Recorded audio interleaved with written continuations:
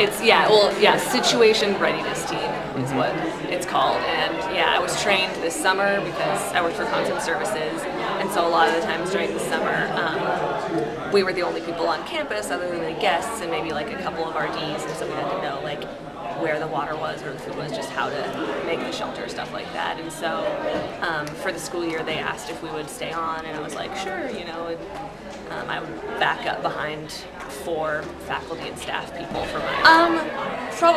Probably not as much as they were. I knew like the basics of like where we store stuff under the gym. You know, I knew how to access it,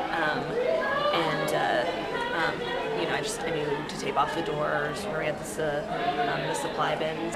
We have buckets with like Army meal type food.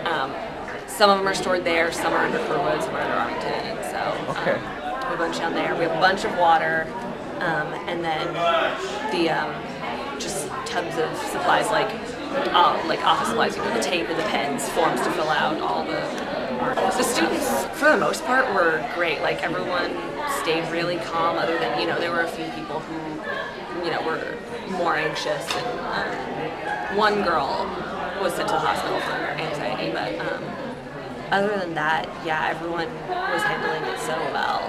Even the freebie students, too, were just like, thanks, like, you guys are doing such a great job. So, I think for the most part it went great. There were probably little things, the tarps that go on the gym floor during chapel, we put those out, but we didn't put them out until it was like 2 a.m. or something. Like, you know, a lot of the people were gone and people were just going to bed. And I mean, the idea is that they're there to protect the floors, and I was like, at this point I think the damage is already done. But I mean, yeah, just little things like that. Other than that, everything was going great. Like, they kept the students informed of what was going on, and yeah.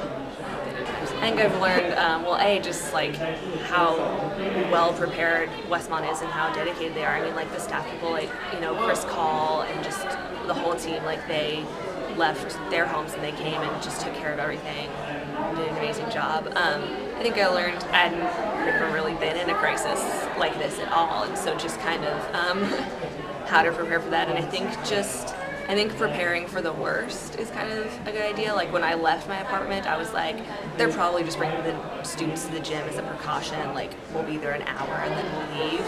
And then I rounded the corner coming up the hill, and I was like, oh, or the whole hill's on fire.